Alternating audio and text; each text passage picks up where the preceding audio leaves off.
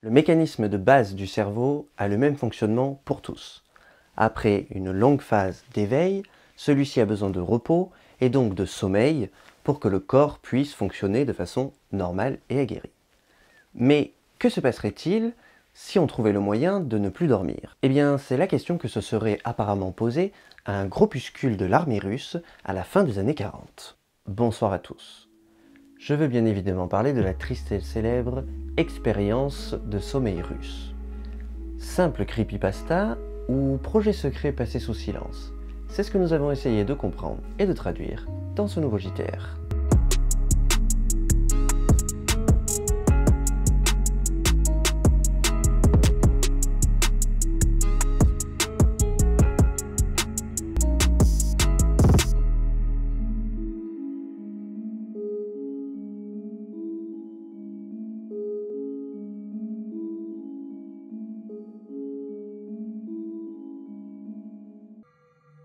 Cette histoire est apparue sur la toile il y a maintenant une dizaine d'années avant d'être retravaillée et postée sur creepypasta.com qu'à première vue tout le monde connaît un petit peu. Fin de la Seconde Guerre mondiale. Staline est encore partout dans cette Russie puissante et surtout très secrète. C'est au sein d'une base ultra secrète qu'une équipe, dirons-le, de savants fous accompagnés de soldats aurait enfermé 5 prisonniers allemands afin de tester sur eux un gaz psychotrope qui devrait plus tard transformer l'armée russe en troupe de super soldats pouvant rester éveillés des jours durant. Pour ce faire, tout a été prévu. Au sein de la base, certainement sous terre, 5 prisonniers volontaires. Car persuadés, selon les dires des scientifiques, qu'ils seront libérés à la fin d'une expérience sans grand risque. Ils entrent dans une pièce moyennement éclairée, sans fenêtre. Celle-ci, grande d'environ à peine 20 mètres carrés, est bien équipée. Un robinet d'eau potable, des micros incrustés dans les murs, des chaises, des miroirs, des livres pour combattre l'ennui et des rations déshydratées pour 30 jours durée totale de l'expérience. La porte se referme sur nos 5 prisonniers et le gaz est donc projeté dans toute la pièce. Pour le moment, tout se passe bien. Les prisonniers discutent entre eux de leur futur projet, de ce qu'ils feront quand ils seront libérés à la fin de cette expérience. Un peu bizarre, mais sans doute tout à fait banal. Toujours aucun problème. Les prisonniers s'expriment normalement et à première vue, les livres ont l'air intéressants. Il ne se passera rien non plus les 3e et 4e jours. C'est au 5e jour que les scientifiques remarquent quelque chose d'assez significatif. Pas forcément dérangeant, mais troublant. Il s'avère que les prisonniers commencent à avoir des conversations plus sombres. Ils discutent de leur traumatisme passé, leur plus grande honte. On est vraiment sur quelque chose de noir. Au 6e jour, les changements deviennent plus sérieux, comme si les prisonniers commençaient à développer un syndrome paranoïaque entre eux. Certains commencent même à venir chuchoter au micro et au miroir pour dénoncer leurs camarades entre eux. Ils étaient certains que les miroirs étaient des vitres sans teint, alors qu'il ne s'agissait que de simples miroirs. Cela continua de façon plus ou moins intensive jusqu'au soir du 8e jour. Les chercheurs sont surpris par de grands bruits. Un des prisonniers semble avoir commencé à se déplacer dans la pièce, en courant, faisant les 100 pas. Il se serait ensuite mis à hurler pendant des heures durant, plus de 3 heures. Puis, sûrement dû à ses cordes vocales brisées, on entendit au micro plus que des couinements et des bruits de pas incessants. Le plus étrange est qu'aucune réaction des autres prisonniers ne se faisait entendre. Mais quelques heures plus tard, un autre prisonnier reprit exactement le même schéma. Cette fois-ci, cela entraînait une réaction en chaîne, extrêmement virulente. Les autres prisonniers se mirent à ce qui semble être l'arrachage de toutes les pages des livres, déféquer dessus et à recouvrir les murs de tout cela. Et soudain, plus rien. Plus aucune activité, aucun hurlement, ni chuchotement, ni même un bruit de pas. Du 10e au 14e jour, nos apprentis Dr Frankenstein n'eurent aucun signe de vie des prisonniers. Ceux-ci étaient très inquiets de savoir si le gaz ne les aurait pas probablement tués.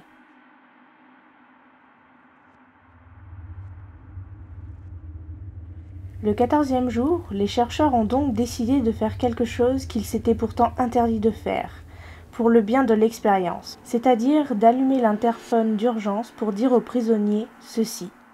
Nous avons besoin de vérifier l'état de fonctionnement des micros. Nous allons donc ouvrir la porte. Éloignez-vous au fond de la pièce. Allongez-vous face contre terre. Si vous n'obéissez pas ou si vous bougez, nous ouvrirons le feu. Si vous obéissez, nous libérerons immédiatement l'un d'entre vous. Et c'est alors qu'avec surprise, ils entendirent par les micros, même qu'ils voulaient vérifier ceci. Nous ne voulons plus être libérés. Cette voix prouverait alors qu'au moins l'un d'entre eux était en vie.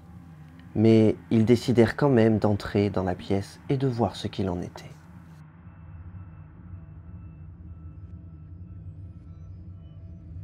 C'est donc le 15e jour à minuit que le gaz fut retiré et remplacé par de l'air pur, pour laisser l'équipe scientifique, accompagnée de quelques soldats, entrer dans la pièce. Les prisonniers commencèrent alors à paniquer et supplier les chercheurs de remettre le gaz, criant au meurtre et grognant comme des bêtes assoiffées de sang, comme si leur vie en dépendait. L'expérience est à première vue un échec, et l'équipe doit maintenant rentrer, récupérer les prisonniers et tout nettoyer. Mais en ouvrant la porte, ceux-ci eurent une vision d'horreur. Seulement 4 des prisonniers avaient survécu. Et les scientifiques se rendirent compte que seulement une partie des rations avait été mangée, même pas un tiers. Ce n'est pas leur seule découverte. Quelque chose était caché au fond de la pièce. Il s'agissait d'un corps, et celui-ci était, à première vue, découpé en plusieurs petits morceaux. La pièce était remplie de sang, de chair et d'excréments humains. Les 4 autres patients de cette sombre expérience étaient quant à eux en piteux état, les membres partiellement arrachés, de lambeaux de chair et de plaies béantes recouvrant leur corps. Ils s'étaient dévorés entre eux. Les prisonniers refusaient de sortir de la pièce, se débattant violemment. L'un d'eux se serait même brisé la nuque en se jetant contre un mur, tandis qu'un des soldats se fit arracher une partie de la jugulaire par un des prisonniers. Ils étaient tous dans un état de santé critique et un état paranoïaque aigu. Il fallait faire vite pour les soigner et comprendre ce qu'il s'était passé à l'intérieur de cette toute petite pièce sombre. Finalement, un seul prisonnier survécut, et celui-ci, criant et hurlant toujours à vouloir repartir dans la pièce avec du gaz. Les scientifiques, certains de son décès proche, décidèrent d'accepter ce dernier souhait de celui-ci, accompagné bien évidemment d'un nouveau survivant afin de réitérer l'expérience avec un seul cobaye. Une fois dans la pièce, c'est alors que notre nouveau cobaye demanda à notre patient zéro, en quelque sorte, qui était-il et pourquoi était-il dans cet état. Notre survivant, à moitié mort, répondit alors « As-tu déjà oublié ? Je suis toi. Je suis la folie qu'il y a à l'intérieur de vous, qui supplie d'être libérée à chaque instant, dans ton instinct animal le plus profond. Je suis ce que tu caches dans ton lit chaque nuit. Je suis ce que tu caches dans ton silence et la paralysie quand tu entres dans ton paradis nocturne. » On raconte que ce sont les derniers mots écrits sur un carnet de notes de cette terrible expérience, seul rescapé de celui-ci, ayant, comme toutes les preuves, été certainement détruit au sein de la base. Voilà une bien étrange histoire, n'est-ce pas? Et il s'agit là de la variante que vous retrouverez le plus souvent au sein d'Internet. Vous ne le savez peut-être pas, mais il existe une version plus longue de cette histoire, à quelques variantes près. Et celle-ci, je l'ai trouvée et retranscrite ici, dans un vieux forum en ligne. Dans cette version, ce n'est pas un, mais 3 prisonniers qui auraient survécu à la sortie de la pièce le 15e jour.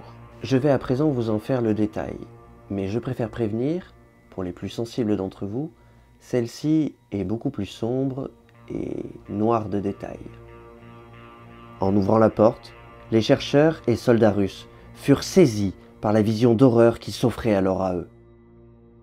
Les murs étaient remplis d'excréments et de pages de livres.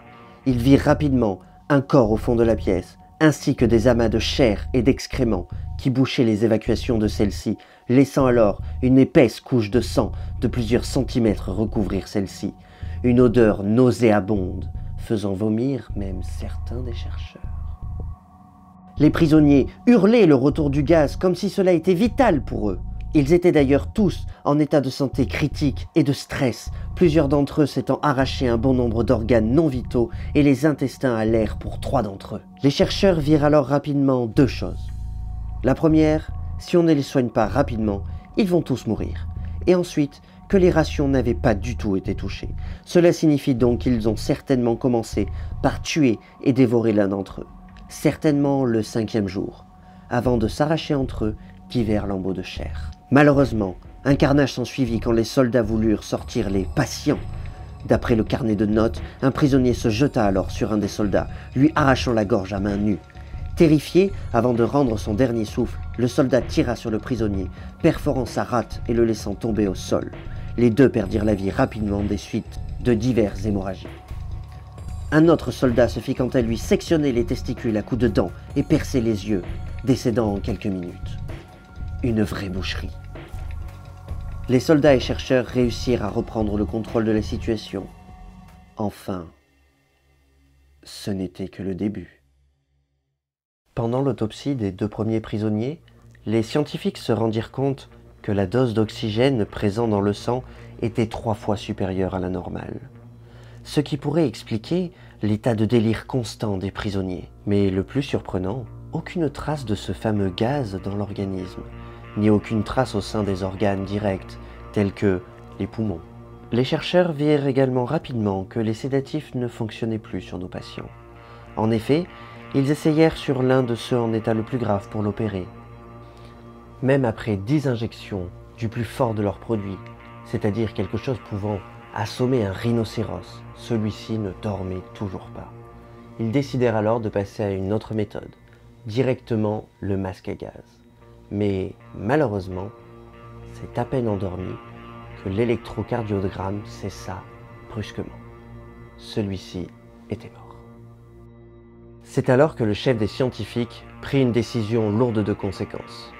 Les 2 derniers prisonniers seront solidement attachés et opérés sans anesthésie. Et on ne parle pas là d'opérations dites bénignes, on parle de grosses opérations. Il commença par le prisonnier qui était devenu muet, des suites des cris sans cesse. Durant l'opération, le chirurgien n'arrêtait pas de murmurer que tout cela n'était que folie. Un patient avec des douleurs pareilles aurait déjà dû perdre connaissance, celui-ci étant en train de lui couper des lambeaux de chair nécrosés et infestés de vers, en lui remettant même des intestins à l'intérieur du ventre. L'infirmière, elle, affirmait que le patient souriait de façon sadique à chaque coup de scalpel.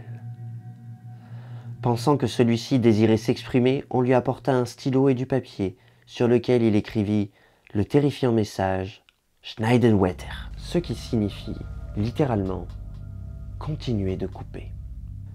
Le chirurgien, face à tant de folie, désirait euthanasier les 2 derniers patients, mais cela lui fut refusé par les militaires, l'expérience n'étant selon eux pas terminée. Le commandant demanda à ce qu'il soit soigné et renvoyé dans la pièce solidement attachée, afin d'y remettre du gaz, sous l'observation directe d'un scientifique muni d'un masque. Entre-temps, le muet décéda de ses blessures. Il ne restait donc qu'un seul candidat désigné pour cette nouvelle expérience. Celui-ci fut donc attaché au fond de la pièce, et le chef de l'équipe de chercheurs se porta volontaire pour l'accompagner. Une fois le gaz remis dans celle-ci, le prisonnier redevint extrêmement calme. Il souriait même. Interloqué par son sourire, qui ne quittait plus le patient pourtant à l'agonie, le chercheur demanda alors à son cobaye « Qu'es-tu donc devenu ?» Celui-ci répondit alors la phrase que vous connaissez déjà. Pris de terreur et de remords, le scientifique se saisissa alors de son arme et tira à plusieurs reprises sur le prisonnier, qui dans un dernier souffle murmura « Si près d'être libre ». Le chercheur retourna alors son arme contre lui et mit fin à ses jours. Les travaux de cette ignoble expérience ratée furent alors entièrement détruits, et l'équipe restante réduite au silence. À l'exception de ce mystérieux carnet de notes retrouvé des années plus tard dans un grenier. Une histoire bien sombre et bien macabre. Mais celle-ci est-elle vraie? Je ne vais pas vous faire attendre bien longtemps pour vous dire qu'absolument pas. Pas seulement que je la trouve aberrante, mais seulement par les faits. Déjà, comptons les variations de cette histoire. Nous avons d'abord les différents prisonniers. Tantôt, ce sont des juifs sous la coupe des nazis, tantôt des prisonniers russes et des prisonniers du goulag, ou encore une armée secrète du KGB qui n'avait absolument rien à faire ici dans l'histoire originelle retrouvée il y a plus de 10 ans sur Internet. Mais ensuite, d'autres choses. Les preuves, le factuel, nous n'en avons aucune trace. Même ce fameux carnet n'est apparu nulle part, ne serait-ce qu'en photo sur le web. Il n'y a que des pages et des pages d'Internet. Aucune photo, rien de représentatif de cette histoire. Tout ce que vous avez vu au sein même de cet épisode sont d'ailleurs des images libres de droit utilisées pour la création de celle-ci.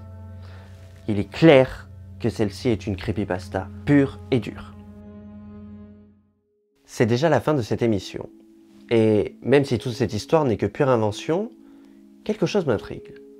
Pensez-vous que la folie peut s'emparer de n'importe lequel d'entre nous si celui-ci manque de sommeil? Je vous pose la question dont vous avez la réponse libre au sein des commentaires. J'espère que cette émission vous aura plu et je vous dis à bientôt dans un prochain JTR.